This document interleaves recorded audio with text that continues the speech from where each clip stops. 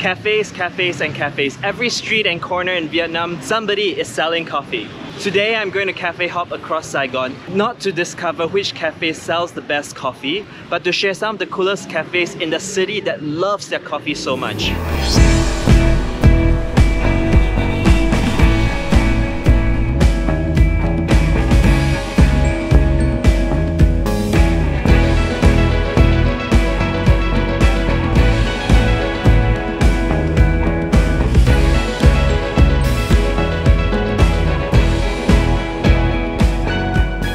Coffee has never really been my thing growing up, even though I'm surrounded by people who loves to drink coffee. So cafes to me are mostly a thing where I go in, I sit down, I enjoy the vibes and atmosphere of what this cafe would bring to me, and that brings me joy.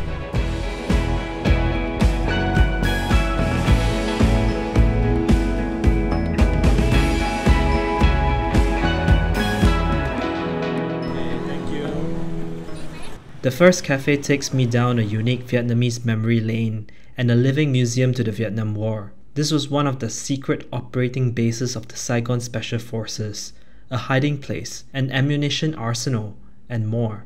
When I first arrived, I was asked to order a drink from the cafe across the street before being taken on a tour inside the cafe. Oh, this is the tunnel? Yeah. Can you open it? You try? Yeah. Can I go down? Yeah. Oh my god, this is huge!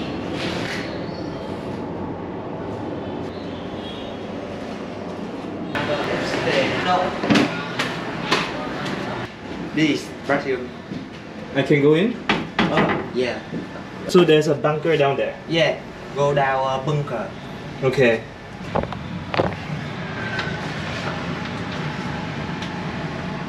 Oh, this is crazy. I can't believe I'm going into a bunker right now. Some secret tunnels that gets to the top floor. Oh, this is the same one. Is this okay? Yeah, it's okay. I feel like I'll knock my head into something. This is insane. I feel like it's a workout already.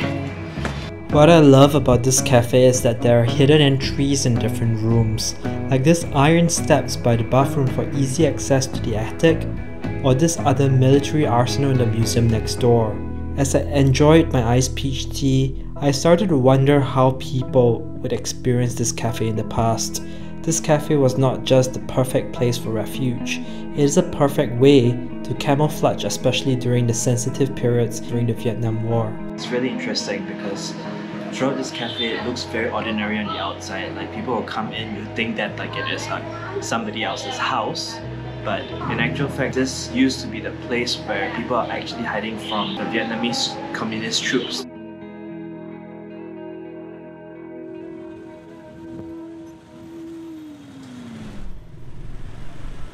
So right now, I'm going to one of the most Instagrammable cafes in Saigon.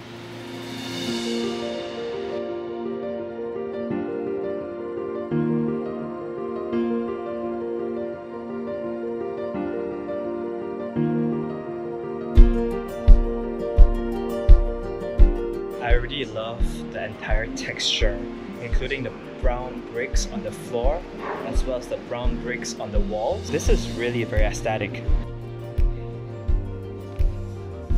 Thank you, appreciate it.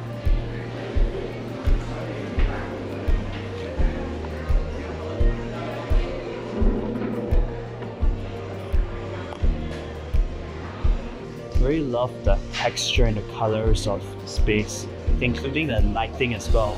Like I really feel that this place comes to life like with the architecture and the curviness of the layout. Somebody has done a very, very excellent interior design work.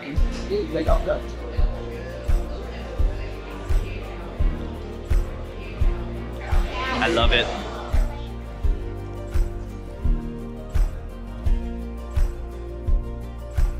This bacon egg sandwich is sweet and savory at the same time. Sweet because like there's some egg mayo, and savory because the bacon and the egg is super duper delicious.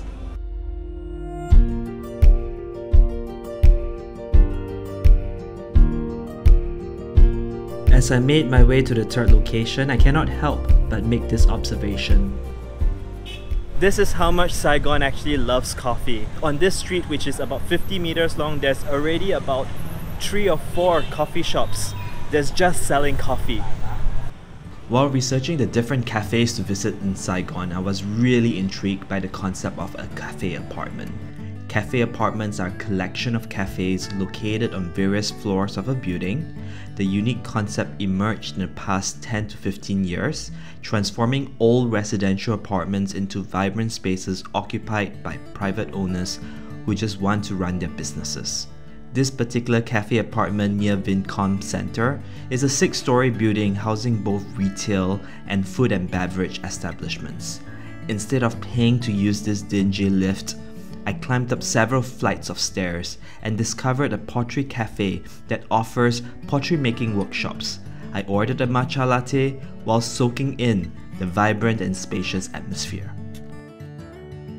So right now I'm currently sitting in a pottery tea cafe, and this cafe has a workshop that runs pottery workshops 2 to 3 times a day depending on the day of the week.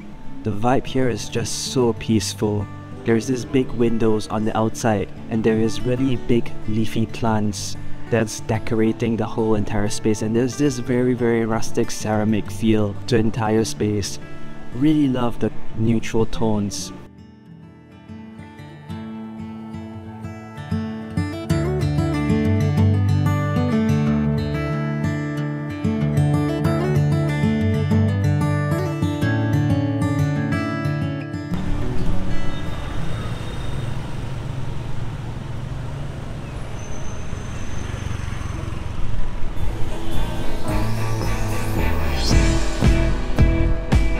Right smack in the center of Saigon's District 1 is this old apartment building that was built in the 1960s as military barracks during the Vietnam War. It was later almost abandoned after the war ended, and today this building is a complex of cafes, and this is where I'm going to explore next.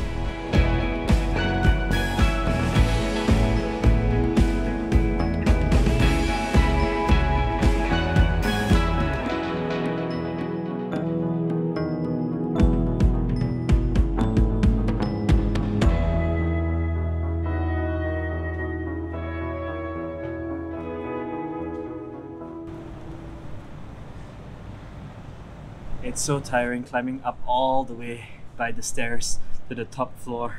I think I deserve a pretty good break. This tea shop at the corner of the cafe apartment instantly transports me to a bygone era. Before I even walked in, the brick walls and ornamented porcelain already draw me in. Upon stepping inside, I was greeted by bookshelves full of classic literature and teacups that line the walls. Every single teacup and saucer are masterfully painted, reminiscent of a quaint English cottage tea house, like something out of a Jane Austen novel.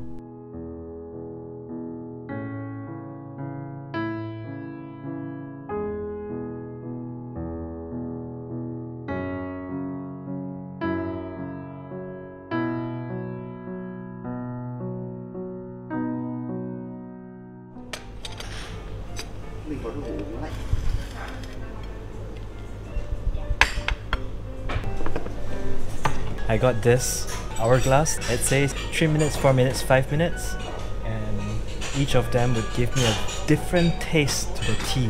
One of the things that I got was this really pretty matcha cake. This looks super nice. It's almost like as if I'm eating a potted sunflower. I questioned myself a lot if this tea house would be the best cafe in the entire building occupied by bespoke cafes, and I concluded that despite the not so stellar matcha cake, the English vibes of this cafe more than made up for my experience there. In my quest to learn more about Saigon's apartment block cafes, my last location brought me to a cafe apartment about a block away from the Saigon River.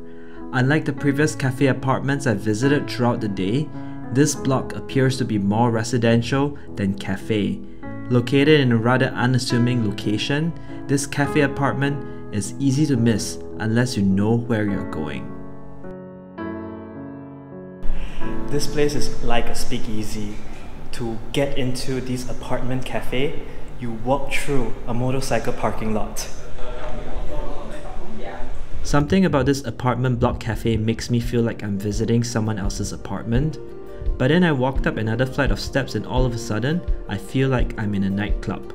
This place is really interesting because even though there's only 4 floors, there is a variety of different cafes as well as cocktail bars, as well as board game places, as well as salsa classes. There's just so much flavor in just one block of building.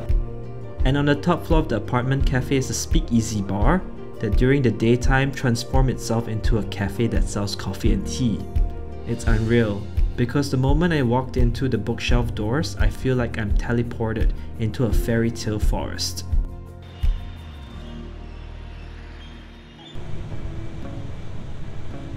As my uncaffeine-fueled cafe hopping experience comes to an end, I'm so grateful that I'm able to experience the rich tapestry of all the authentic flavors of the cafe culture in Saigon, Vietnam. These cafes offer a much contrast between the quaint and peaceful cafe environment against the backdrop of cars, honks, and noises of this bustling Saigon city. I can't wait for more adventures to come in Vietnam.